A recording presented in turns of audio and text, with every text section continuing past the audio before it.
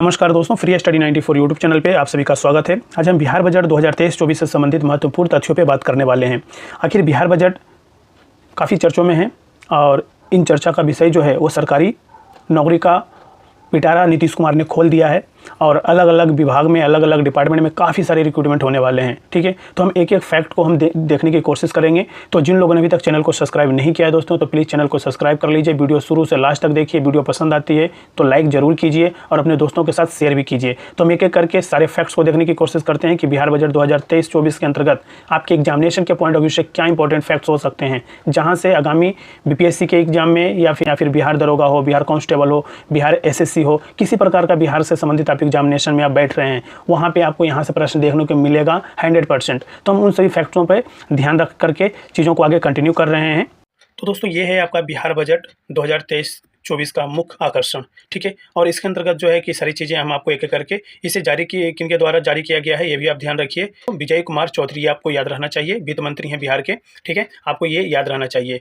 Bihar budget highlights हम देख रहे हैं, इसके अंतर्गत जो अति महत्वपूर्ण फैक्ट्स हैं उन फैक्ट्स को देखने की कोशिश करेंगे। ठीक है, जहां से आपके एग्जामिनेशन में प्रश्न, वन लाइनर प्रीलिम्स एग्जाम में प्रश्न पूछे जाएंगे। ठीक है, तो देखिए एक एक फैक्ट्स को ध्यान में रख करके अगर हम चीज़ों को आगे कंटिन्यू करें तो कहा जाता है दोस्तों, यहाँ पे देखिए 28 फरवरी 2023 को, देखिए हमने हाईलाइट कर दिया 28 फरवरी 2023 को बिहार विधानमंडल में वित्तीय वर्ष 2023-24 का क्या किया गया, आय और व्यय का उपस्थापन किया गया। ठीक, वित्त वर्ष 2023-24 का क्या किया गया, बजट पेश किया गया। ये आपको फैक्ट याद रखना, ये डेट भी याद रखना। कई बार आयोग ऐसे प्रश्न पूछे हैं, डेट पूछ लेती है आपसे। ठीक है, अब कहा जाता है 2023-24 के अंतर्गत बजट में अनुमान संक्षिप्त विवरण। ठीक है, पहला ही पॉइंट है ये। कहा जाता है कि कुल व्यय कितना किया जाएगा। ठीक है, तो आपको याद रखना है कि कितने का बजट है ये, तो 2,61,885.40 करोड़ रुपये का है। ये फैक्ट आपको याद रहना चाहिए, काफ़ी इंपॉर्टेंट फैक्ट है। इतना ही का ये बजट है दोस्तों।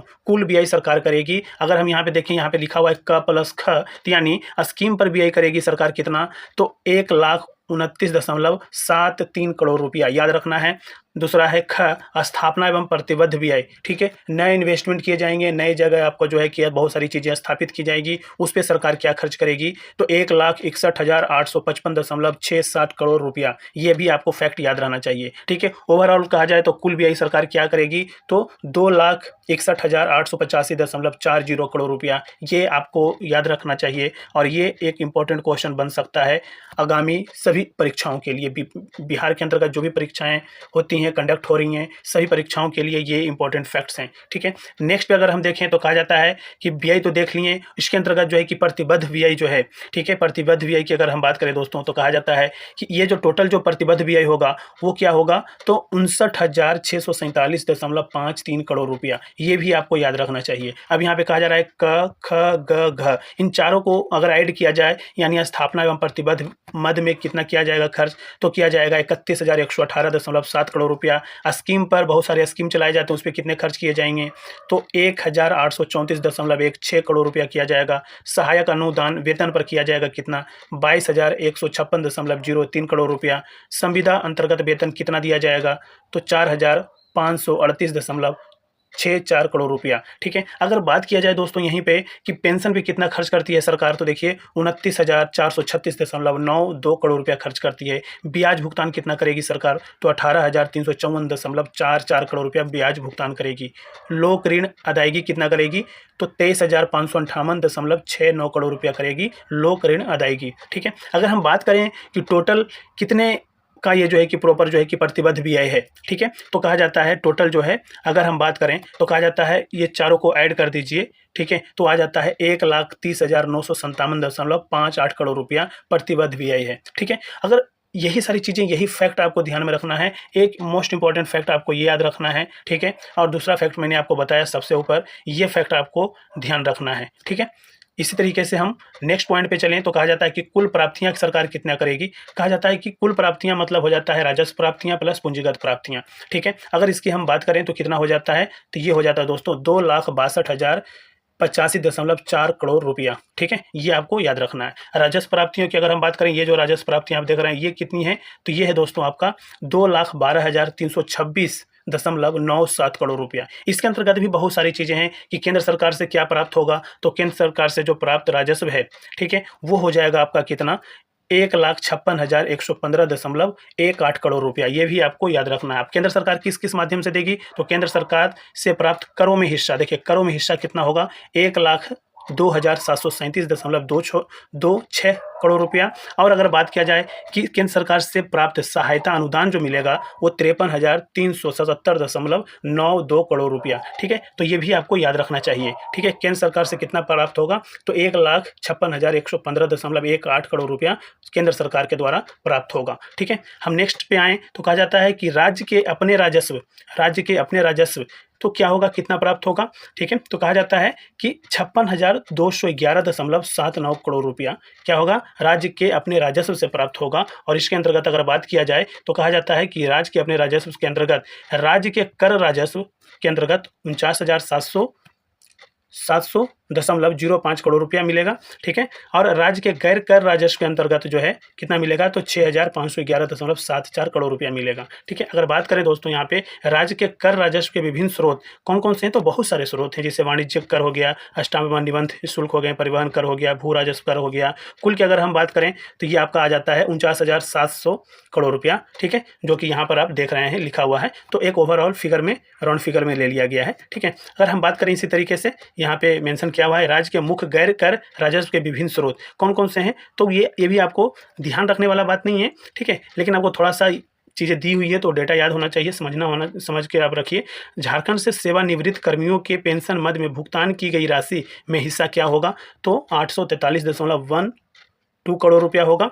ठीक है, अगर खनन की अगर हम बात करें यहाँ पे तो 3,300 करोड़ रुपया होगा। ठीक है, ब्याज प्राप्तियों की अगर हम बात करें तो 1,704.73 करोड़ रुपया होगा। सिंचाई के माध्यम से क्या होगा, 50 करोड़ रुपया होगा। अन्य मदों में प्राप्तियाँ जो होगी वो 613.89 करोड़ रुपया होगा। अगर हम कुल की बात करें तो कितना हो गया, 65,111.74 करोड़ रुपया। ठीक है, तो ये आपको थोड़ा सा ध्यान रखना होगा। अगर हम बात करें कि पूंजीगत प्राप्तियाँ कितनी होगी पूंजीगत प्राप्तियाँ, तो पूंजीगत प्राप्तियों की अगर हम बात करें तो इसमें दो प्राप्तियाँ आ जाता है, एक उधार आ जाता है, एक कर्ज की वापसी हो जाएगा। ठीक है, इसके अंतर्गत अगर हम बात करें कि कुल पूंजीगत प्राप्तियाँ कितना हो जाएगा, तो 49,758.44 करोड़ रुपया हो जाएगा दोस्तों। ठीक है, अगर उधार के अंतर्गत हम बात करें तो सबसे ज़्यादा उधार से ही आ रहा है, देखिए यहाँ पे 49,326.53 करोड़ रुपया। और कर्ज वापसी जो होगा वो लगभग आपका जो है यहाँ पे है 431.91 करोड़ रुपया। ये भी आपको ध्यान रखना है। पूंजीगत प्राप्तियाँ आपको याद रखना है कि कितना होगा,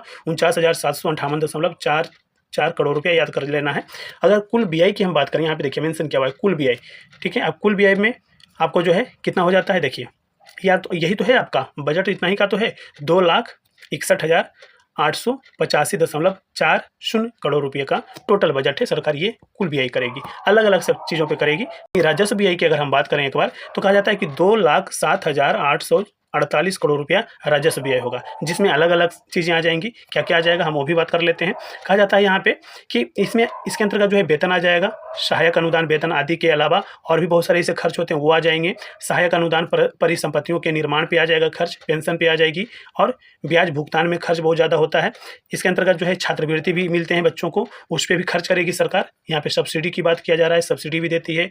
आपदा में नगद या वस्तु राहत मद के लिए भी रखा गया है, अनुरक्षण एवं मरम्मत के लिए रखा गया है, अन्य BI भी करेगी सरकार। ठीक है, तो ये राजस्व BI के अंतर्गत जो खर्च हैं ये सरकार करेगी। अगर बात किया जाए कि पूंजीगत BI के अंतर्गत तो कहा जाता है यहाँ पे कि 54,037.40 करोड़ रुपया खर्च करेगी, जिसके अंतर्गत क्या जाता है पूंजीगत में, पूंजीगत परिव्यय किया जाएगा, लोक ऋण दिया जाएगा, कर्ज एवं उधार चुकाया जाएगा। इस पे जो है कि खर्च ये सरकार कर रही है। ठीक है, तो हम एक एक करके चीज़ों को देख रहे हैं। फैक्चुअल चीज़ें ही होता है, बजट में सारी चीज़ें फैक्चुअल ही होते हैं, कुछ ऐसा नहीं होता है। ठीक है, तो आपको वो समझना होगा। कहा जा रहा है, अब यहाँ पे हम एक एक करके देखें तो कहा जाता है कि राजस्व बचत, देखिए राजस्व बचत कहा जाता है कि राजस्व प्राप्तियाँ माइनस राजस्व BI, जो प्राप्ति होगा, ठीक है, और उसमें जो है BI जो किया गया, अगर दोनों को हम माइनस करते हैं तो हमें जो बचता है, ठीक है, वही तो राजस्व बचत हो गया ना। तो कितना सरकार को बचेगा, देखिए ये बचेगा कितना, 4,478.97 करोड़ रुपया क्या होगा, बचेगा, राजस्व बचत होगा। ठीक है, अगर हम बात करें तो अगर हम इसका जो है कि प्रॉपर एक राजस्व बचत या GSDP की अगर हम बात करें तो कितना हो जाएगा, 0.52 पर। ये आपको फैक्ट याद रखना है, ये फैक्ट आपको परसेंट में याद रखना है। ठीक है, अगर हम बात करें राजकोषीय घाटा का, देखिए राजकोषीय घाटा यहाँ पे मेंशन किया हुआ है। राजकोषीय घाटा के अंतर्गत कहा जा रहा है कि कुल गैर ऋण BI माइनस कुल गैर ऋण आय, तो कितना हो जाएगा टोटल, देखिए 25,567.83 करोड़ रुपया हो जाएगा। अगर इसका हम परसेंटेज में बात करें तो क्या हो जाएगा 2.98%। ये आपको फैक्ट याद रखना है, 2 फैक्ट आपको याद रखना है, काफ़ी इंपॉर्टेंट हो जाएगा। यहाँ से प्रश्न पूछा जाएगा राजकोषीय घाटा का, ठीक है। कितना परसेंट बताइए, 2.98% रहेगा, ठीक है। राजस्व बचत 0.52% रहने का संभावना है, ठीक है। ये बजट कह रहा है, ठीक है। कहा जाता है दोस्तों, यहाँ पे बहुत सारे ऐसे फैक्ट्स हैं, उन्हें भी हम एक एक करके देख रहे हैं। कहा जाता है कि वित्त वर्ष 2023-24 का कुल व्यय बजट अनुमान मैंने आपको बताया कि कितना करोड़, 2,61,885.40 करोड़ रुपया है। जो वित्त वर्ष 2022-23 के बजट अनुमान, देखिए बजट अनुमान इतना था, कितना था, 2,37,691.19 करोड़ रुपया से कितना अधिक है। देखिए ये आपको ये फैक्ट याद रखना है, 24,194.21 करोड़ रुपया क्या है, अधिक है। ये आपको याद रखना है पिछली बजट से, जो 2022-23 के लिए जो बजट पेश किया गया था, उससे 2023-24 का जो बजट आया है उसमें दोनों में कितना अंतर है, तो 24,194.21 करोड़ रुपया अधिक है इस साल का बजट। तो आपके लिए ये इंपॉर्टेंट फैक्ट होता है, ये आप ध्यान रखिएगा, याद रखिए, कर लीजिए। कहा जाता है कि वित्त वर्ष 2023-24 में स्थापना में प्रतिबद्ध व्यय का बजट अनुमान क्या है, तो ये है, यानी 1,61,855.67 करोड़ रुपया है, ठीक है। जो कि वित्त वर्ष 2022-23 के बजट अनुमान जो था उससे कितना अधिक है, देखिए 24,394.72 करोड़ रुपया अधिक है। ये भी आपको याद रखना है, स्थापना एवं प्रतिबद्ध व्यय का अनुमान है, ठीक है। कहा जाता है दोस्तों कि वित्त वर्ष 2023-24 का वार्षिक स्कीम का कुल बजट जो है, देखिए कुल बजट अनुमान 1 लाख करोड़ रुपया है, ठीक है। जो वित्त वर्ष 2023-24 के बराबर है, ये बराबर है, इसमें कोई परिवर्तन नहीं हुआ है, ये भी आपको ध्यान रखना है, ठीक है। अगर हम बात करें यहाँ पे तो कहा जाता है दोस्तों कि सुशासन के कार्यक्रम 2020 से 2025, यानी बिहार सरकार का, नीतीश कुमार का जो महत्वाकांक्षी योजना है 7 निश्चय 2, जिसे आत्मनिर्भर बिहार के नाम दिया गया, आत्मनिर्भर बिहार का नाम दिया गया है, 7 निश्चय 2, टारगेट क्या है 2020 से 2025। और इसके अंतर्गत कहा जाता है कि वित्त वर्ष 2023-24 में विभिन्न विभागों के अंतर्गत कुल बजट प्रावधान जो है कितना किया गया है, 5,000 करोड़ रुपया। पिछले साल भी कितना किया गया था, 5,000 करोड़ रुपया किया गया था। ये भी फैक्ट आपको याद रखना, काफ़ी इंपॉर्टेंट फैक्ट है। कहा जा रहा है दोस्तों यहाँ पे कि वित्त वर्ष 2023-24 में कुल राजस्व व्यय 2,07,848 करोड़ रुपया अनुमानित किया गया है। जो वित्त वर्ष, पिछले वित्त वर्ष की बात कर रहा है, 2022-23 के बजट अनुमान से कितना अधिक है, तो 15,891.33 करोड़ रुपया अधिक है। ये भी फैक्ट आपको याद रखना है, ठीक है। कहा जा रहा है कि वित्त वर्ष 2023-24 में कुल पूंजीगत व्यय 54,037.40 करोड़ रुपया अनुमानित किया गया है। जो पिछले वर्ष 2022-23 के बजट के अनुमान से कितना अधिक है, तो 8,302.88 करोड़ रुपया क्या है, अधिक है। ये आपको याद रखना है, ठीक है। अब कहा जा रहा है दोस्तों यहाँ पे कि वित्त वर्ष 2023-24 में राजस्व एवं पूंजीगत व्यय क्रमशः, देखिए क्रमशः 2,07,848 करोड़ रुपया एवं 54,037.40 करोड़ रुपया अनुमानित है। जो कुल अनुमानित व्यय 2,61,885.40 करोड़ रुपये का कितना प्रतिशत है, ये देखिए। अगर हम बात करें कि यहाँ पे कि राजस्व व्यय कितना परसेंट हो जाएगा, तो 79.37% हो जाएगा। और हम बात करें कि पूंजीगत व्यय की अगर हम बात करें दोस्तों, तो ये कितना परसेंट हो जाएगा, 20.63 करोड़ रुपया हो जाएगा। ये आपको याद रखना है, दोनों फैक्ट याद रखना है, दोनों परसेंटेज आपको ध्यान रखना है, ठीक है। अगर हम बात करें यहाँ पे तो कहा जाता है कि वित्त वर्ष 2023-24 में विकासात्मक एवं गैर विकासात्मक व्यय का अनुमान कितना है, तो विकासात्मक के लिए कितना रखा गया, विकासात्मक के लिए रखा गया है ये, ठीक है, 1,67,375.47 करोड़ रुपया। और गैर विकासात्मक व्यय का अनुमान जो है वो है ये, ठीक है, 94,509.93 करोड़ रुपया। जो कुल अनुमानित व्यय, जो कुल बजट है 2,61,885.40 करोड़ रुपये का, उसका कितना परसेंट है, तो विकासात्मक कितना परसेंट है, देखिए तो 63.91%। और गैर विकासात्मक कितना परसेंट है, तो 36.09%, ठीक है। तो ये भी आपको फैक्ट याद रखना है। कहा जा रहा है यहाँ पे कि वित्त वर्ष 2023-24 में कुल राजस्व प्राप्तियाँ जो है, ठीक है, 2,12,326.97 करोड़ रुपया अनुमानित है। देखिए अनुमानित है ये, ठीक है। जो वित्त वर्ष 2022-23 के बजट अनुमान से कितना करोड़ रुपया अधिक है, तो 15,622.46 करोड़ रुपया क्या है, अधिक है। ये भी आपको ध्यान रखना होगा, ठीक है। अब कहा जा रहा है कि वित्त वर्ष 2023-24 में राज्य के अपने स्रोतों से कर राजस्व के रूप में 49,700.05 करोड़ रुपया प्राप्ति का क्या है अनुमान है, जो वित्त वर्ष 2022-23 के बजट अनुमान से कितना तुलना किया जा रहा है, तो कितना अधिक है, तो 8,313.05 करोड़ रुपया क्या है, अधिक है। ये भी आपको फैक्ट याद रखना होगा, ठीक है। अगर हम नेक्स्ट पे चलें तो नेक्स्ट पॉइंट यहाँ पे कहा जा रहा है कि वित्त वर्ष 2023-24 में राज्य के अपने स्रोतों से गैर कर राजस्व के रूप में 6511.74 करोड़ रुपया प्राप्त होने का क्या रखा गया अनुमान है, जो वित्त वर्ष 22-23 के बजट अनुमान की तुलना में कितना करोड़ रुपया अधिक है, तो 376.12 करोड़ रुपया क्या है, अधिक है। ये भी आपको ध्यान रखना है, ठीक है। कहा जा रहा है दोस्तों कि वित्त वर्ष 2023-24 में राज्य को केंद्र सरकार से, देखिए ये इंपॉर्टेंट फैक्ट है, ये आपको ध्यान रखना है, राज्य को केंद्र सरकार से केंद्रीय करों में हिस्से के रूप में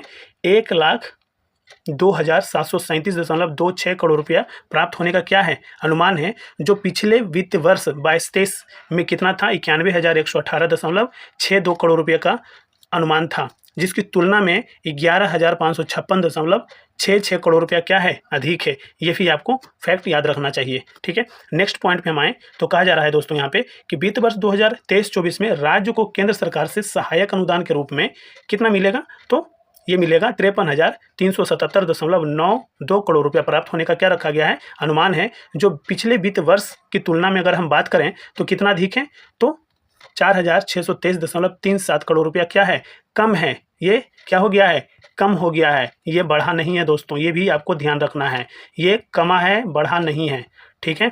तो ये कम है, यहाँ पे याद रखिए कम है, ठीक है। पिछले वर्ष की तुलना में तुलना किया जा रहा है ना, तो तुलना में क्या है, कम है। अब कहा जा रहा है कि वित्त वर्ष 2023-24 में 4,478.97 करोड़ रुपया राजस्व बचत रहने का अनुमान है, जो सकल राज्य घरेलू उत्पाद 8,58,928 करोड़ रुपये का कितना हो जाएगा, 0.52% है, ठीक है। ये भी आपको ध्यान रखना है।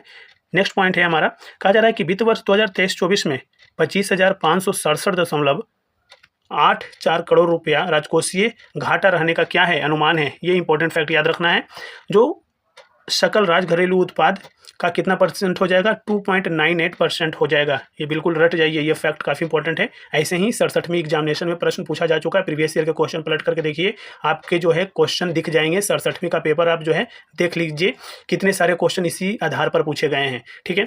नेक्स्ट पॉइंट पे हम चलें तो कहा जा रहा है यहाँ पे दोस्तों कि वित्त वर्ष 2023-24 में लोक ऋण का शेष देखिए कितना है, तो 2,76,165.43 करोड़ रुपया रहने का क्या है अनुमान है, जो सकल राज्य घरेलू उत्पाद 8,58,928 करोड़ रुपये का कितना है, 32.15% है।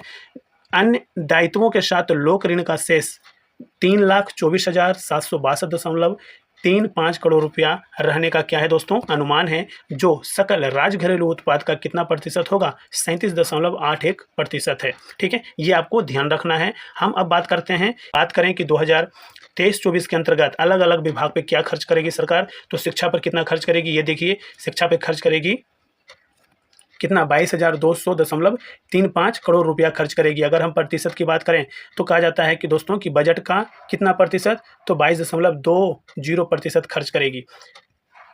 राष्ट्र विभाग की अगर हम बात करें तो क्या खर्च करेगी, 15,193.19 करोड़ रुपया खर्च करेगी। परसेंटेज की बात करें तो 15.19% खर्च करेगी। समाज कल्याण विभाग पे अगर बात करें तो कितना खर्च करेगी, तो 8191.79 करोड़ रुपया यानी 8.19% खर्च करेगी। ग्रामीण कार्य विभाग की बात करें तो 7,950.207 करोड़ रुपया खर्च करेगी, 7.95%, ठीक है। स्वास्थ्य विभाग पे अगर हम बात करें दोस्तों तो कहा जाता है कि 7,117.56 करोड़ रुपया खर्च करेगी। अगर हम परसेंटेज में बात करें तो 7.12, ठीक है। पथ निर्माण विभाग के अंतर्गत हम बात करें तो 4420.99 करोड़ रुपया, 4.42, ठीक है % नगर विकास एवं आवास विभाग पे अगर हम बात करें तो 4,055.10 करोड़ रुपया, 4.06, ठीक है। जल संसाधन विभाग जो है क्या खर्च करेगी, तो कहा जाता है 3232.63 करोड़ रुपया खर्च करेगी, 3.23%, ठीक है। कृषि विभाग की अगर हम बात करें दोस्तों तो कहा जा रहा है यहाँ पे कि 2,781.99 करोड़ रुपया खर्च करेगी और इसकी जो प्रतिशत हो जाएगा 2.78% हो जाएगा। लोक स्वास्थ्य अभियंत्रण विभाग के द्वारा कितना खर्च किया जाएगा, तो 1947.53 5 करोड़ रुपया खर्च करेगी 1.95%। ठीक है, अन्य विभाग के द्वारा क्या खर्च किया जाएगा, तो 22,908.48 करोड़ रुपया खर्च करेगी, और ये कितना परसेंट हो जाएगा, 22.91% खर्च करेगी। अगर हम टोटल का योग देखें तो योग कितना आ जाता है, टोटल को हम ऐड कर देते हैं तो क्या कितना ऐड आ जाता है, 1,00,000 करोड़ रुपया। ठीक है, ये आपका आ जाएगा, और परसेंटेज में तो 100 होता ही है, तो आपको ये थोड़ा सा ध्यान रखना होगा। अगर हम बात करें यहाँ पे दोस्तों कि राजस्व बचत की अगर हम बात करें तो कहा जाता है कि वित्त वर्ष 2023-24 में राजस्व बचत जो है 4,478.97 करोड़ रुपये का बचत होगा। ठीक है, अगर राजस्व अधिशेष का जो उपयोग है, जो ये जो पैसा बचेगा, इसका उपयोग कहाँ करेगी सरकार, तो ये भौतिक अधिसंरचना पे करेगी, जैसे उसमें निवेश करेगी, सड़क बनाएगी, भवन बनाएगी, बिजली पे खर्च करेगी, विद्यालय बनवाएगी, स्वास्थ्य केंद्र पे खर्च होगा, सिंचाई योजनाओं पे खर्च होगा, आदि उत्पादक पूंजीगत परिसंपत्ति के सृजन के लिए किया जाएगा। ठीक है, तो ये आपको ध्यान रखना है। राजस्व बचत का इस्तेमाल कहाँ करेगी सरकार, अलग अलग सेक्टर में अलग अलग इन्वेस्टमेंट पे खर्च करेगी। ठीक है, अगर राजकोषीय घाटा की अगर हम बात करें तो कहा जा रहा है दोस्तों यहाँ पे कि वित्तीय वर्ष 2023-24 में राजकोषीय घाटा जो है कितना रहने का अनुमान है, तो 25,567.84 करोड़ रुपया रहने का अनुमान है। जो सकल राज घरेलू उत्पाद का कितना परसेंट है, ये आपको प्रतिशत याद रखना है, 2.98%, और ये जो अमाउंट है ये आपको ध्यान रखना है, 25,567.84 करोड़ रुपया रहने का अनुमान है। 2.98% रहने का अनुमान है राजकोषीय घाटा, ये आपको फैक्ट याद होना चाहिए। ठीक है, अगर हम पूंजीगत व्यय परिव्यय की अगर हम बात करें तो कहा जाता है कि वर्ष 2022-23 में पूंजीगत व्यय बजट अनुमान जो था वो क्या था, 29,749.64 करोड़ रुपया से इस वर्ष 2023-24 में 29,257.31 करोड़ रुपया हो गया है, और यह वर्ष 2022-23 की तुलना में कितना कम है दोस्तों, ये भी आपको याद रखना है, 492.33 करोड़ रुपया क्या है, कम है, ये भी आपको ध्यान रखना है। अगर हम बात करें ऋण प्रबंधन की तो अगर कहा जाता है यहाँ पे कि बिहार राजकोषीय उत्तरदायित्व एवं बजट प्रबंधन अधिनियम के प्रावधान के आलोक में राजकोषीय घाटा जो है कितना रखना है, यानी 3% रखा जाना है, ये आपको याद रखना है फैक्ट। ठीक है, कितना रखा जाना है, तो 3%। ठीक है, कहा जाता है राजकोषीय घाटे के अंतर्गत ही ऋण लिया जाना होता है। ठीक है, ऋण की अधिसीमा भारत सरकार द्वारा तय की जाती है, जो अभी तक सूचित नहीं की गई है कि कितना हमें लेना है ऋण। ठीक है, कहा जाता है कि वर्ष 2023-24 का सकल राज घरेलू उत्पाद, ठीक है, आधार वर्ष क्या माना है, 2011-12 कितना है, तो 8,58,928.00 करोड़ रुपया के आंकड़े योजना एवं विकास विभाग के पत्र संख्या दिनांक 28/9/2022 के आधार पर लिए गए हैं। वर्ष 2023-24 के अंत में लोक ऋण देखिए कितना अनुमानित है 2023-24 के अंत में, तो 2,76,165.43 करोड़ रुपया अनुमानित है, जो सकल राज घरेलू उत्पाद का क्या हो जाएगा, 32.15% हो जाएगा। ठीक है, कहा जाता है कि वर्ष 2022-23 के अंत में पुनरीक्षित लोक ऋण 2,50,397.59 करोड़ रुपया अनुमानित है, जो सकल राज घरेलू उत्पाद का कितना प्रतिशत हो जाएगा, तो 31.74 यानी 31.74% हो जाएगा। ये भी आपको ध्यान रखना है। अगर हम राजकोषीय प्रबंधन की अगर हम बात करें दोस्तों, तो यहाँ पे कहा जा रहा है कि बिहार उन राज्यों में एक है जिसने राजकोषीय प्रबंधन को क्या किया है, गंभीरतापूर्वक लिया है एवं FRBM अधिनियम को सही मायने में लागू किया है। ये भी आपको फैक्ट याद रखना चाहिए। ठीक है, FRBM अधिनियम जो है मेंस के पॉइंट ऑफ व्यू से काफ़ी इंपॉर्टेंट हो जाएगा। कहा जाता है कि इसके लिए बिहार राजकोषीय उत्तरदायित्व एवं प्रबंधन नियमावली 2022 अधिसूचित किया गया है। वित्त वर्ष 2023-24 में राजकोषीय घाटा 2.98% अनुमानित किया गया है। ये तो आपको याद रखना है, रट जाना है। और वित्तीय वर्ष 2023-24 के लिए राजकोषीय घाटे की अधिसीमा कितना है, तो रखा गया है 3%। ये भी आपको याद रखना है बिल्कुल। ठीक है, कहा जा रहा है अब कहा जा रहा है नेक्स्ट पे कि अनुसूचित जातियों व अनुसूचित जनजातियों के लिए राशि कितनी रखी गई है। तो कहा जाता है कि जो अनुसूचित जाति अनुसूचित जनजातियों के लिए व्यय होने वाली जो राशि जो है अलग से लघु शीर्ष में प्रदर्शित किया गया है, ताकि उक्त राशि व्यय अनुसूचित जाति अनुसूचित जनजातियों के समुदाय के लिए क्या हो, लाभ के लिए खर्च किया जाए। राज्य का व्यय अनियंत्र नहीं किया जा सके, इसके लिए क्या किया गया है कि वर्ष 2023-24 में अनुसूचित जाति के लिए विशेष घटक योजना के अंतर्गत कुल 16,939.53 करोड़ रुपये क्या किया गया है, प्रावधानित किया गया है, जो क्या है, करणांकित राशि से क्या है दोस्तों, अधिक है। ये भी आपको ध्यान रखना है। वर्ष 2023-24 में अगर हम बात करें अनुसूचित जनजातियों के लिए कितना खर्च किया जाएगा, तो कुल जो है 1574.49 करोड़ रुपया राशि क्या किया गया है, प्रावधानित किया गया है। ये भी आपको ध्यान रखना है। नेक्स्ट हम बात करें शिक्षा विभाग पर, तो क्या खर्च करेगी सरकार, तो कहा जा रहा है कि शिक्षा विभाग पर जो है कि वर्ष 2023-24 में 40,450.91 करोड़ रुपये का बजट प्रस्तावित किया गया। ये बहुत इंपॉर्टेंट है, ठीक है, याद रख लीजिए। कितना प्रस्तावित किया गया है, 40,450.91 करोड़ रुपये का बजट प्रस्तावित किया गया, जिसमें राजस्व मद में 39,929.24 करोड़ रुपया और पूंजीगत मद में 521.67 करोड़ रुपया क्या है, प्रस्तावित है। ये आपको ध्यान रखना है। स्वास्थ्य विभाग की अगर हम बात करें तो वर्ष 2023-24 में स्वास्थ्य विभाग के लिए कितना 16,966.42 करोड़ रुपया का क्या है, बजट प्रस्तावित किया गया है, जिसमें राजस्व मद में 15,137.05 करोड़ रुपया और पूंजीगत मद में 1,829.37 करोड़ रुपया क्या है, प्रस्तावित है। ये भी आपको ध्यान रखना है। सड़क प्रक्षेत्र में अगर हम बात करें तो कहा जाता है पथ निर्माण एवं ग्रामीण कार्य विभाग द्वारा सड़क प्रक्षेत्र में व्यय किए जाते हैं, और इन विभाग में इस प्रक्षेत्र में वर्ष 2023-24 में 17,487.78 करोड़ रुपये का क्या है, व्यय अनुमानित है, जिसमें सड़कों के रख रखाव मरम्मत मद पर कितना 4500 करोड़ रुपया खर्च करने का अनुमान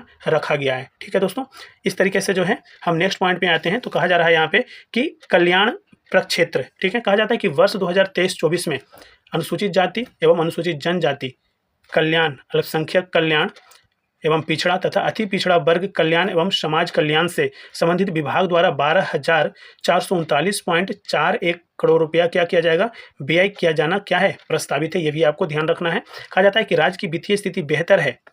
देखिए वित्तीय स्थिति क्या, ये बजट कह रहा है कि राज्य की वित्तीय स्थिति क्या है, बेहतर है, जो कि निम्नलिखित राजकोषीय उपलब्धियों द्वारा प्रदर्शित हो रही है। ये फैक्ट यहाँ पे जो भी फैक्ट दिए हुए हैं ना, वो आपको थोड़ा सा ध्यान रखना है। ठीक है, अब यहाँ पे क्या कहा जा रहा है, देखिए कहा जा रहा है कि वर्ष 2000 पुराने वर्ष, ठीक है, वर्ष 2021-22 में राजकोषीय घाटा सकल राज्य घरेलू उत्पाद कितना था, कितना रहा, 3.78% रहा, जो 4.5% की निर्धारित सशर्त अधिसीमा के अधीन है। ठीक है, ये आपको याद रखना है।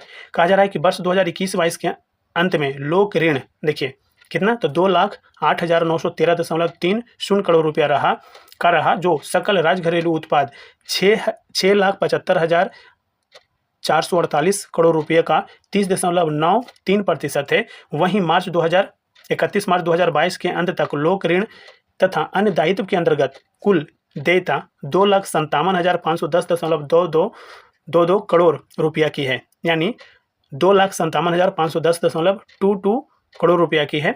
और कहा जा रहा है कि वर्ष 2021-22 में ब्याज भुगतान कुल राजस्व प्राप्ति का कितना प्रतिशत रहा, तो 8.70% रहा। तो इस तरीके से दोस्तों जो बजट के अंतर्गत जो हाइलाइट्स पॉइंट्स थे हम उस पर चर्चा कर लिए हैं। तो यहाँ पे जो है बिहार बजट 2023-24 के अंतर्गत रोजगार पे बहुत ज़्यादा बल दिया गया है। इसके अंतर्गत हम बात करें तो जो वित्त मंत्री हैं विजय कुमार चौधरी, इन्होंने अपने बजट भाषण के अंतर्गत उन सारी चीज़ों को मेंशन किया, और इसके अंतर्गत कहा उन्होंने कि युवा एवं रोजगार के अंतर्गत क्या कहा कि राज्य सरकार जो है, ठीक है, 7 निश्चय 2 योजना चला रही है। ठीक है, और उसके अंतर्गत जो है प्रथम जो पहला पॉइंट है युवा शक्ति बिहार की प्रगति। ठीक है, और राज्य की 32% से अधिक आबादी, उनका कहना है कि 32 पर, ये भी आपको फैक्ट याद रखना है कि राज्य की जो 32% जो आबादी है ये युवा है।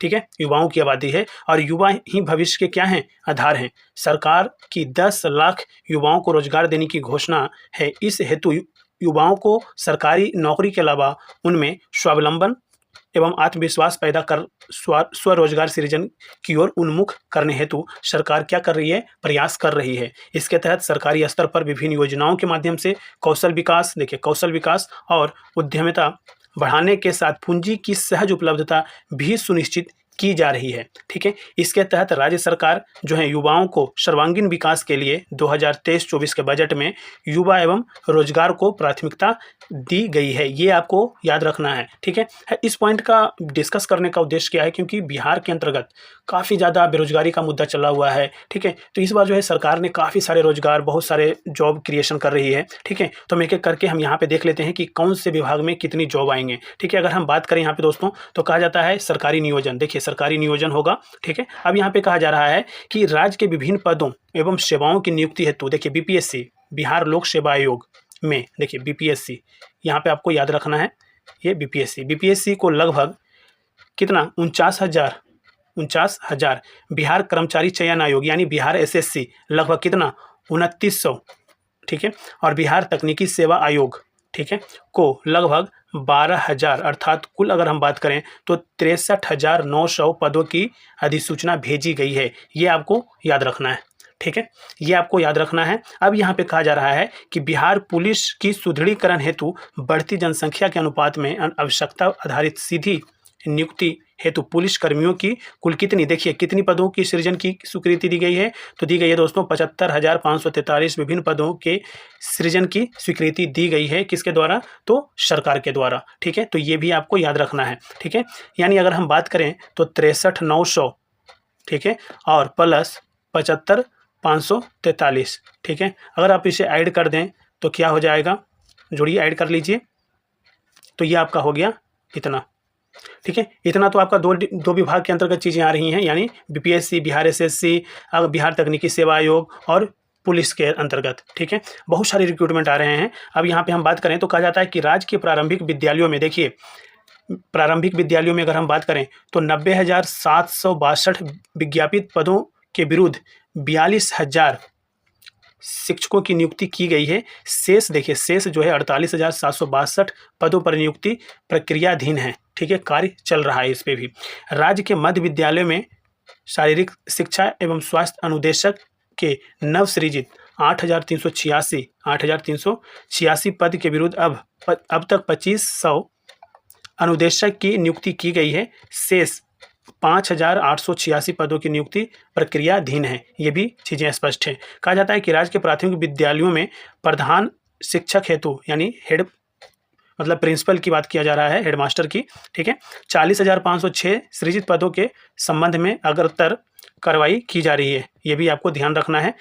कहा जा रहा है कि राज्य के माध्यमिक एवं उच्च माध्यमिक विद्यालयों में विषयवार अपेक्षित संख्या में शिक्षकों की नियुक्ति हेतु छठे चरण के अंतर्गत कुल विज्ञापित 32,714 रिक्तियों में से 2,716 की नियुक्ति की जा चुकी है और सातवें चरण के लिए माध्यमिक शिक्षकों के 44,193 एवं उच्च माध्यमिक शिक्षकों हेतु 89,334 पदों की नियुक्ति की कार्रवाई प्रक्रियाधीन है, ठीक है, ये भी आपको ध्यान रखना है। कहा जा रहा है कि राज्य के उत्क्रमित, देखिए राज्य के उत्क्रमित एवं नवस्थापित उच्च माध्यमिक विद्यालयों में कितना 6,421 प्रिंसिपल का पद सृजित किया गया है, जिसमें बिहार लोक सेवा आयोग पटना द्वारा अनुशंसित 369 उम्मीदवारों को नियुक्ति पत्र दिया जा चुका है। शेष पदों पर नियुक्ति की कार्रवाई प्रक्रियाधीन है। इसके अतिरिक्त कंप्यूटर शिक्षक के 7,360 एवं विशेष शिक्षक के 270 पद सृजित किए गए हैं, ठीक है, काफ़ी सारे रोजगार यहाँ पे सरकार दे रही है। कहा जा रहा है कि इंजीनियरिंग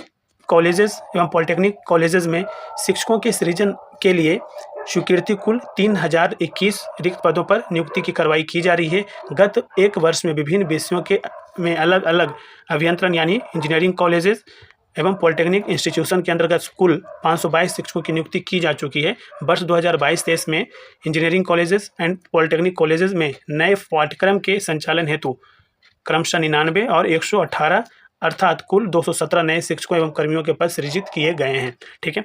वर्ष 2022 में बिहार लोक सेवा आयोग द्वारा कुल 48 अभ्यर्थियों की सहायक प्राध्यापक के पद पर नियुक्त हेतु अनुशंसा प्राप्त हुई है, जिसे संबंधित विश्वविद्यालयों को नियुक्ति हेतु भेजा जा चुका है, ठीक है। कहा जा रहा है दोस्तों यहाँ पे कि सरकारी शिक्षक प्रशिक्षण संस्थानों में बिहार लोक सेवा आयोग के माध्यम से वर्ष 2022 में 356 लेक्चरार की नियुक्ति की गई है, ठीक है, ये भी आपको याद रखना है, ठीक है। यहाँ पे कहा जा रहा है कि राज्य के नर्सिंग प्रशिक्षण संस्थानों में 165 नर्सिंग अनुशिक्षित ट्यूटर की नियुक्ति एवं पद स्थापन की कार्रवाई की गई है। लगभग 10,550 ANM की नियुक्ति की कार्रवाई की जा रही है। ये भी आपको ध्यान रखना है। रोजगार सृजन की अगर हम बात करें तो रोजगार सृजन की अगर बात करें तो कहा जाता है कि राज्य सरकार द्वारा सरकारी नौकरी के अलावा अतिरिक्त रोजगार सृजन हेतु अलग अलग कार्रवाई की जा रही है। इसके अंतर्गत जो है स्वरोजगार की बात की जाती है दोस्तों, देखिए स्वरोजगार के अंतर्गत, और इसके अंतर्गत आपको पता है कि सरकार बहुत सारी चीज़ें आपको जो है कि बहुत सारी योजनाओं के माध्यम से चीज़ें प्रोवाइड करवा रही हैं। इसके अंतर्गत जो है सरकार की जो है मुख्यमंत्री अनुसूचित जनजाति अनुसूचित जाति उद्यमी योजना, मुख्यमंत्री अति पिछड़ा वर्ग उद्यमी योजना, मुख्यमंत्री महिला उद्यमी योजना, मुख्यमंत्री युवा उद्यमी योजना के अंतर्गत चयनित लाभुकों को, ठीक है, 5 लाख रुपये अनुदान और 5 लाख रुपये के ऋण के रूप में उपलब्ध करवाया जा रहा है। और 22-23 वर्ष 2022-23 में लगभग 8,000 ऐसे लाभार्थियों को का चयन प्रशिक्षण के उपरांत लाभान्वित किया गया है। और वर्ष 2023-24 में 800 करोड़ रुपये का प्रावधान इसके लिए बजट प्रावधान किया गया है। ये भी आपको ध्यान रखना है, ठीक है। स्टार्टअप प्रोत्साहन की भी बात किया जा रहा है। यहाँ पे कहा जा रहा है कि नए विचारों एवं नवाचारों के साथ उद्यमिता को बढ़ावा देने हेतु राज्य सरकार द्वारा प्रोत्साहन हेतु नई स्टार्टअप नीति 2022 लागू की है। ये भी आपको याद रखना है, ठीक है। इस नीति के तहत स्थानीय युवाओं की क्षमता का लाभ उठाकर बिहार को स्टार्टअप और उद्यमियों के लिए पसंदीदा गंतव्य के रूप में उभारने हेतु सक्षम बनाना है। इस नीति के अंतर्गत दोस्तों 10 लाख रुपये तक के कैपिटल सीड फंड, जो महिलाओं के मामले में 5% अधिक और अनुसूचित जाति, दिव्यांगों के मामले में 15% अधिक है, का प्रावधान किया गया है। इस वर्ष 19 नव चयनित स्टार्टअप को यहाँ पे 84 लाख रुपये का सीड फंड प्रदान किया गया है। ये भी आपको ध्यान रखना है, ठीक है। अब यहीं पे अगर कहा जाए दोस्तों तो बहुत सारी चीज़ें आपको प्रावधान के अंतर्गत किया गया है, ठीक है। तो हम एक एक करके इन सारी चीज़ों को हम इसलिए देख रहे हैं, ठीक है। थोड़ा सा आप ये बहुत ज़्यादा इनकी जो बजट भाषण के अंतर्गत जो चीज़ें हैं ना, काफ़ी लंबी डिटेल है, लेकिन मैंने आपको एक थोड़ा सा ब्रीफ बता दिया है। और बाकी जो है बजट भाषण का हम एक अलग से वीडियो बनाएंगे ताकि आप वहाँ पर सारी चीज़ों को समझ पाएंगे। इसके की वर्ड जो हैं, ठीक है, टू द पॉइंट फैक्ट्स यहाँ से बजट भाषण से निकाल करके मैं आपके साथ नेक्स्ट वीडियो में चर्चा कर लूँगा। इकोनॉमिक सर्वे पर भी हम बात करने वाले, काफ़ी सारे फैक्ट्स हैं उसमें भी दिए हुए, ठीक है।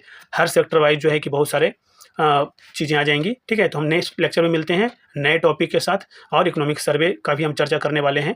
अगर वीडियो पसंद आया हो तो बिल्कुल लाइक कीजिए और दोस्तों के साथ जरूर शेयर कीजिए। और अभी तक चैनल को सब्सक्राइब नहीं किए हैं तो प्लीज़ चैनल को सब्सक्राइब बिल्कुल कर लीजिए अभी। और PDF चाहिए तो PDF के लिए आप हमारा टेलीग्राम बिल्कुल ज्वाइन कर लीजिए, Telegram channel free study 94। Thank you so much.